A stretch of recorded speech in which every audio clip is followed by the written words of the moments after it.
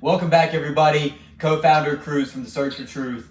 We are here with none other than the man himself for episode 2 of The Search for Truth. Dawson Rowe here. I'm excited for the second episode.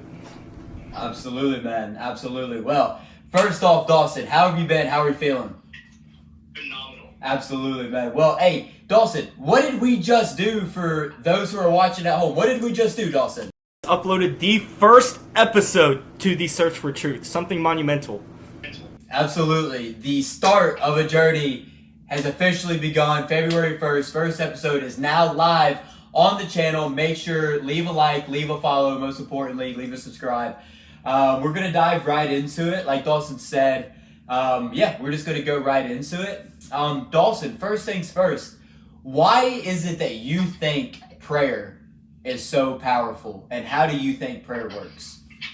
Because I'm going to answer this in two ways. One, if hold on, there's a certain word I'm looking for. Just as you can manifest things in life, there's a subconscious level in our brain that we can believe something, and through prayer, it's almost like activating that subconscious understanding and belief in something. Now, I'm also going to answer this also in a more spiritual aspect. It's how we talk to God. It's us literally taking our time, which if God is beyond time and is beyond space, He values and He knows that we have limited time. So for us to take our own time, which is limited, to be able to talk to Him, I think it's something that He loves, and it's why He created us. Absolutely. Absolutely, Dawson. And that kind of goes into the next point that I want to make here. People often think that religion is something that is outward, where spirituality is something that is inward. Do you agree, disagree, or what is your viewpoint on that? So, spiritually, it's definitely inward. That's something that's untangible, yet it's something within everybody. And I can't point to the body where it's at. I can't just, like the heart, I can point to where my heart's at. I can point to where my brain's at. I don't know if the soul is all within us. I don't know where it's confined at. However, it's definitely within us. Now, religion, though, is a little bit different. Every single religion stems from spirituality. The spiritual is a real aspect. So therefore, I can't say every religion's right. I can't say everyone's wrong. However, it's something that's very real. And I would say it's definitely more inwards in terms of spiritual. Absolutely, man. Absolutely. And I love the insight. And Dawson, I do just want to ask, what has been the biggest impact, whether it was an experience or a conversation that you had with somebody that really pointed you in the direction that you're at now? What did that look like for you? Man, that's a tough question. And it's not a conversation I had with anybody. However, it was through the courses of life. Even when I was little, I just had a very close connection and understanding about this stuff. And it's not like my life's been great. It's not like it's been sunshine and rainbows. But whenever I was getting out of the Marine Corps, I remember just going on a tangent with my buddy Skillet about how I felt as if my life was set on a certain path. And there's a whole lot that can go into this, and I won't go all into it right now. However, that feeling that I was destined for something, I felt as if it was more of a spiritual aspect. And once that clicked in my brain, that's what drove that want to be able to understand what exactly this feeling is, what it can be. Absolutely, man. And I love to hear that. And I do just kind of want to ask, in terms of a religious standpoint on creation itself, what does that really look like for you? So, if we're going to go lean more towards the religion side, the Bible is just there's no reason for me not to believe the words it says. And so if we're going to look at creation, I got to go to Genesis. Why did God create Adam and Eve? And I can't remember his name, but there's a guy that explained this very well with the garden and the animals, that whether or not it physically happened like that, it's as if it did. It is as if it was real. So then you got to identify Why would God, a being that is pure, that is beyond time and space, create humans with free will? And it's because if you get a robot and you program the robot to love you, well, now that's not true love. That was just a creation to do love. So the reason why he gave us free will is so we can have the choice to know him and the choice to love him. And so, pardon me, just as he created us, because I personally believe he was lonely, he wanted a connection with beings. That is why we're here. And it's to have a connection with him, and it's to love him and receive his love. Absolutely. Absolutely, Dawson.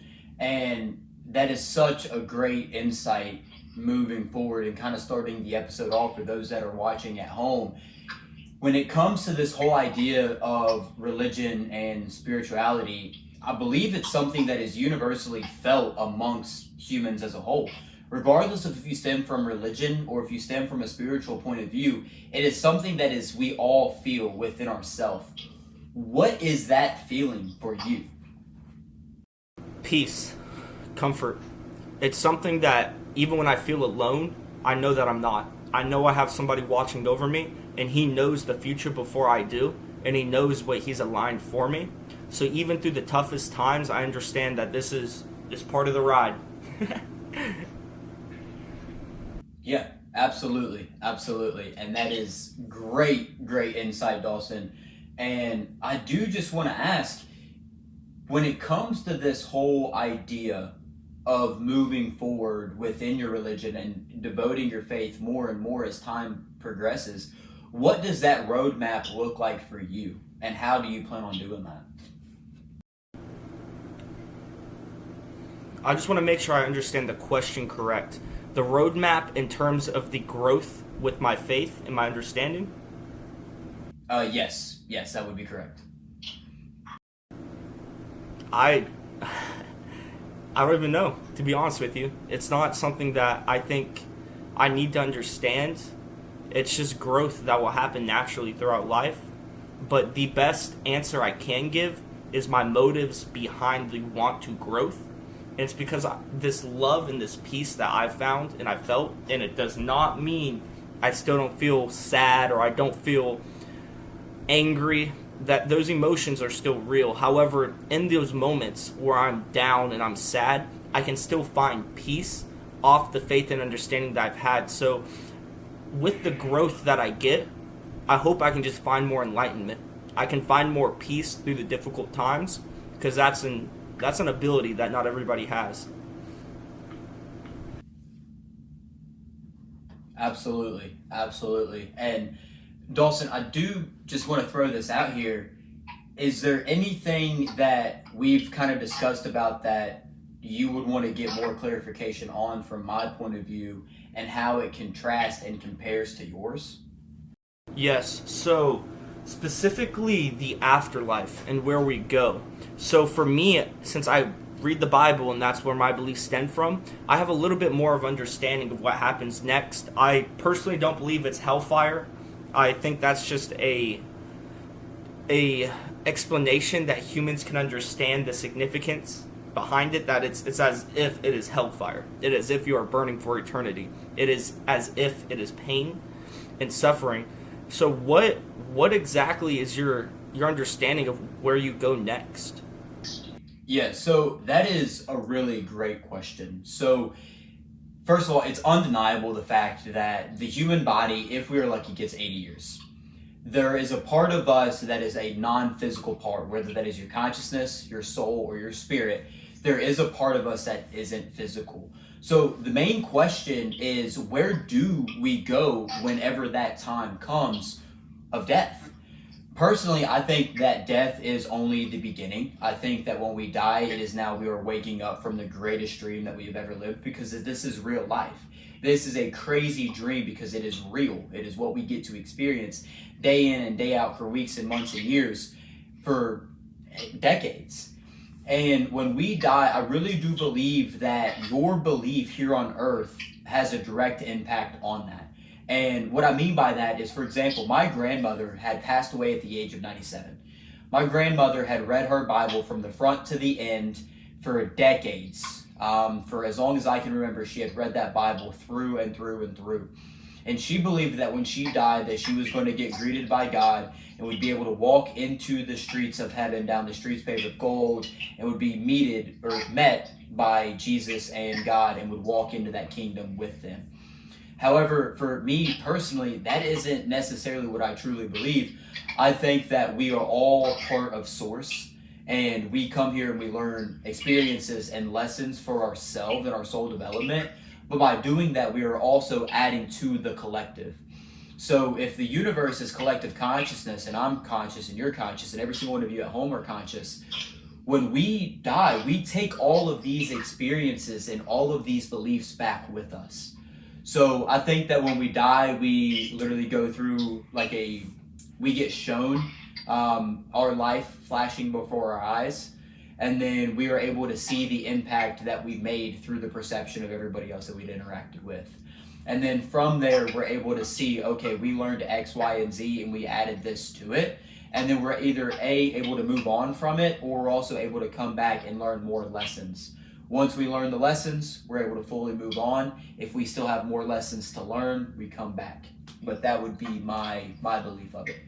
So, if we come from a collective, which that pool and the source you're talking about, well, before I say this, if the place that you're talking about, the pool, the original source, okay, is beyond time and space, okay, how do our experiences even matter in a place that doesn't have time and doesn't have space? Because that's even kind of impossible for a human to comprehend that dimension or that reality. So if we can't even comprehend it, it's something so great that I personally think that these memories and these experiences would be obsolete in a way. Absolutely, and to your point, I do believe that you're right. I don't think that, just because I done this and I learned this lesson because of what I had done, I don't think that the actual experience itself is what matters. I think it's the lesson learned within it. Because in order for you to grow, we start off as babies, and then we grow into toddlers, and then we grow up into kids, and into teenagers, and then the young adults, and then so on. So along the way, we learn lessons, but we don't necessarily remember everything that we've done. So same thing with our soul. Our soul comes here to learn certain lessons, and once those lessons are learned, regardless of what experience it was, we don't necessarily take the experiences back with us, but we take the lesson learned back with us. So to answer your question, yeah, I do think that the experiences are absolute, because we are in terms of something greater than ourselves, something that is uncomprehendable. But what matters most is, are we a good person? Did we do the right thing when nobody's looking? How did we live our life? Did we make the most of it? Did we do what we said that we were going to do? Did we follow through with what we needed to be done? When it goes into all of that, you're a good person. Don't lie, don't steal, don't cheat. And you follow by a moral code of right and wrong, and you work on yourself through inner discovery, you are ultimately doing the best part for your soul. And you take these lessons and you take them back to source. And that would be the best explanation that I would give. So saying that though, with it's between what you do right and wrong, between if you steal or the things that you do whenever no one's looking, are you saying that, let's say I steal when I'm at the age of 12, yet I reform and I never steal again? Does that mean the growth that I made the conscious decision not to steal is what will lead to the enlightenment in the next? Or like, just to give a little bit more emphasis off what I believe, no one's good. It doesn't matter what good you do, you're still evil. You've still done bad, and there is ways to get forgiven for it. But saying that, it's like we're all bad. Everyone's evil. Everyone's done bad. It doesn't matter the amount of good that you've done. So are you saying that your good can outweigh the bad that you've done? So I think that obviously if we're younger and we make a really bad decision, whether we steal or something like that, we have to look at it like, okay, nonetheless, we are still human, right? Nobody's perfect. I'm not perfect. You're not perfect. For every single one of you watching at home, nobody here is perfect. But what the main thing is if we are able to look back, let's say we make a mistake, let's say we steal. We realize that was wrong, and we make a conscious effort to change that and no longer do that. and like, okay, I did steal, I done something wrong. What can I do to better that? Okay, what if I give back? What if I never steal again, but I make it my life to go ahead and give back? You are now repaying that karma, and you looked at the lesson and you turned it into something that was good. So to answer your question, it's all about the intention, right? This was something that I want to bring up to the stealing point. Do I think that somebody that robs an old lady at gunpoint for the $50 she has in her wallet is equally as justified as, let's say, a single father who has worked really, really hard to put a roof over his kid's head, but is struggling a little bit financially and goes to the store and steals one can of baby formula to feed his baby? Do I think that those are the same thing? No. Did they both steal? Yes. Do I think that they're both as equal? Absolutely not. Same thing with the difference between justified killing and murder. If I go and innocently or murder innocent people on the street, that is wrong. That is murder. That is me saying, hey, I'm God. I'm going to play God in this role, and I'm going to take your life. That is not at all okay. However, if somebody comes in and I'm defending my family, or if you're defending your kids or your loved ones, and somebody comes into your house and holds you at gunpoint and you kill them, at that point, it's now a situation of kill or be killed. And that is justified because you were there to protect. And I do think that there is a difference, although it's the same principle. Somebody got killed, but what was the intention behind it? Was it for good intention or was it for bad intention? Same thing with stealing. They both stole, but does that make one more right than the other? Because absolutely. If a father who works really, really hard is providing for a house and is in a moment of financial struggle, and he goes to the store and he steals a little bit of baby formula for his kid, that's okay. However, if somebody goes into a store just to steal, or holds an older lady at gunpoint and takes money from her, that is not okay. So I got a little bit off topic, but to your point, I do think that it is the intention behind our actions. And if we make a wrong decision, we are human, but we're also conscious and can reflect back. And we can also look at that and say, okay, I did wrong. How can I repay that? How can I overcome this and make sure it doesn't happen again?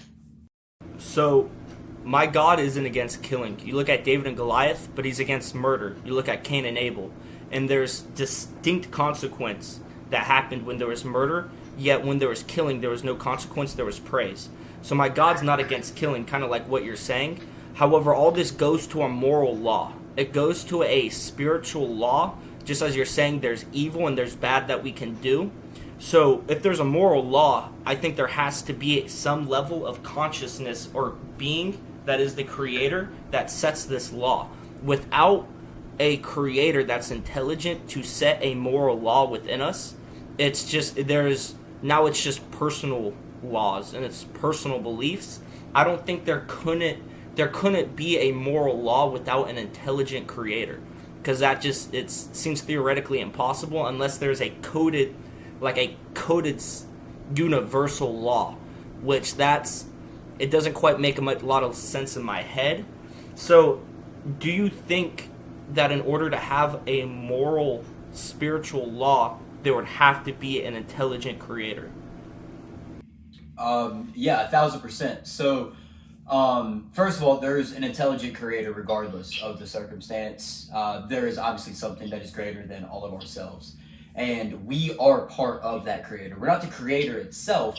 However, that creator is part of us. For example, this does tie into the religion aspect of it. God said that we were created in his image, or he made man in his image. Well, God is not a physical person. I can't physically look at God. God is spirit. God is consciousness. And that is what we are. We are a fraction of the creator itself. So to answer your question, yeah, there is that moral code, and I think there's a big difference between right and wrong and illegal versus legal. Legal and illegal is something that we put here on the confines of the 3D reality in which we live. However, right and wrong is a moral compass code. And I do think that the idea of right and wrong and that moral compass is something that is given to us through the creator, because that is ultimately what we are, just a fraction of it.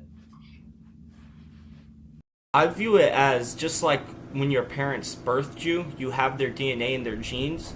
Just as you're saying we were created in his image, that's why we have creativity. And I think that's very true. From there, though, why do you think we were created? Why do you think humans were put on Earth? So I think that humans were put on Earth to see what we made of it, right? So imagine if you're a creator and you have all this infinite creating power to do with whatever you choose. And you create worlds, you create universes, you literally create everything. What would make more sense, right? So you have a planet that can sustain life.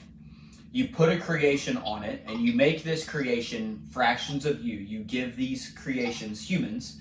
You give humans the power of free will.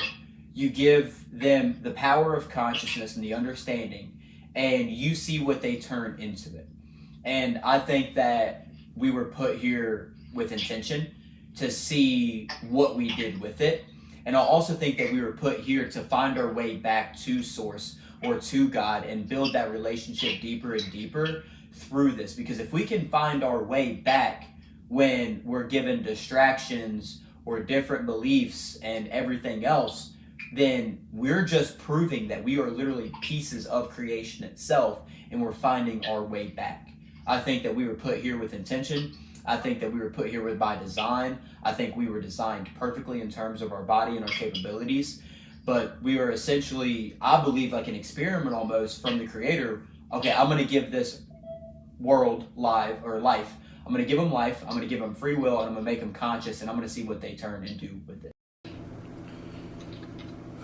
I think that's valid. However, the only thing that I can pick up on that doesn't make sense in my brain is if we get growth and then in the next we have the choice to come back and get more growth. What if you come back for more growth and then you're born with Down syndrome? You're born with disfigurement. How does that work? So nonetheless, right, we're genetic, right? Everything is genetics, and you are going to have defects along the way. I'm not saying that they're defects, but they are. You have defects along the way, right? So there's 8 billion and growing people in the world. At some point along the gene, and I don't know the specifics of the science of our traits and stuff like that, but when you have 8 billion people, and at some point these people are going to create offspring, there is going to be some genetic diversity throughout it, right? We are all different. We all look different. We all have different colored eyes and hair and physical traits and stuff like that. At some point, there are going to be defects. Now, does that mean that somebody with Down syndrome or somebody with autism is any less than us? No, because those people are still conscious regardless. Those people still have a spirit. They might have a physical defect. You know, they might not be able to, do stuff physically the same way. I might be able to walk. They might not be able to. But does that make me better than them? No. They are still conscious. They still have a soul. They are still a spirit. And they are still a part of the Creator the same way that I am. There is no difference between me and these people. The only difference is a physical appearance and maybe a physical capability depending on the birth defect. That's very good insight. That's something that I haven't really heard before, but I really like that. Now, personally, I think whenever somebody gives birth to somebody that has a defect like that, which I don't mean any disrespect or harm when I say that, but I think it can almost also serve a purpose to whoever birthed it. It can, whatever good or bad, whatever it may be, sometimes I think birth to something like that can serve a bigger impact than the individual that was birthed that way. And sometimes people are born with things that are very challenging for them. However, they were built also with the strength and the purpose to serve for others. And out of that circumstance can come stories, testimonies, and examples about how you can overcome. But we are getting to the 25-minute mark. I do want to interrupt you for a second. I work with the company. We're a remodeling company. We do exterior home improvements. With this, we have the thing called Alex's Lemonade Stand. Well, essentially what it is, back in the early 2000s, there was this little girl, her name was Alex, and she was diagnosed with childhood cancer. And she wanted to raise money and awareness for childhood cancer. So she opened up a lemonade stand. Her day one raised over $2,000. Early 2000s, 4 years later, she ended up passing through the childhood cancer. Since then, there has been hundreds of millions of dollars donated to childhood cancer research, and the type of cancer that she had when she was diagnosed with it, there was a 99% fatality rate, maybe 98% fatality rate. Now, because of the money and her awareness, because she started this whole program through the lemonade stand, there has now been so much research and stuff devoted to this that now that specific type of cancer is curable by a pill over the next 2 weeks. So in the early 2000s, there was this type of cancer that if you had it, your child had a 99 to 98% fatality rate. Now, if your kid has it, you give them a pill once a day for 2 weeks, and the cancer is now gone. So although it is a very sad story that Alex had lost her life at the young age of 4, but because she was diagnosed with cancer, she was able to start something that was monumental and since has raised hundreds of millions of dollars and has saved hundreds of thousands of kids' lives with cancer. So that is a prime example of taking something that is sad and isn't the best and turning it into something that is positive, because without her and that idea, where would the money have came from? And that's a great question. So, before you tell them about the forms and we wrap up, I just want to tell everybody that's watching, I challenge all of y'all. As everybody goes through hard times and difficult circumstances, I challenge you to change your perspective and to view it, how can this crappy circumstance serve a purpose to others? How can I help others get through what I'm challenged in? How can I make this crappy situation not only benefit me, but how can it benefit others? And I just wanted to challenge everybody listening to that. Absolutely. And Dawson, to your point, for those that are watching at home, there's going to be 2 forms in the link below where we're able to take insight from it. So the 2 forms are primarily the same thing. One is just if you want to be on the show, and we'll have a conversation with you and then be able to upload it to the channel where we discuss different viewpoints and different ideas, but also where we're able to go ahead and get your insight without necessarily you being on the show. So if you have any insight or something that you disagreed with what I said or with what Dawson said, please feel free to click the link down below, fill out the type form. We'll be able to make a video responding to it. And also, if you want to hop on the channel, make sure to fill that out. We'll go through a quick little interview call process, make sure that you're a good fit. We'll hear all your insides out. And then next thing you know, we'll be able to do a show together. And until then, Cruz from The Search for Truth is out, and the search continues.